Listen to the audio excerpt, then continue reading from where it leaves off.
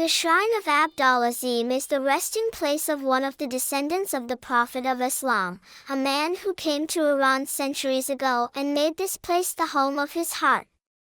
Now, people from all walks of life come here, like stars gathering around the moon.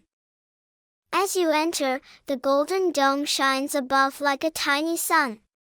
The mirror work inside is so beautiful, it's as if thousands of pieces of light are dancing.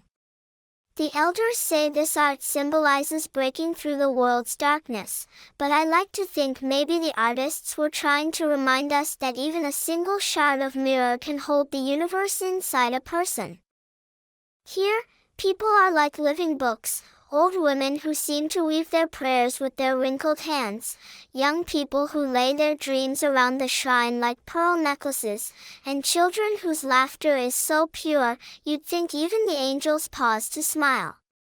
They come speaking different languages, but they all say the same thing in their own way. Hi, I'm here, next to you. Can you hear me? The shrine of Abdolazim taught me that sometimes, the most sacred places aren't in distant galaxies, they're wherever people learn to truly see one another, even with their eyes closed. I saw a barefoot child in the courtyard, praying for birds with nothing but a piece of dry bread in his hand.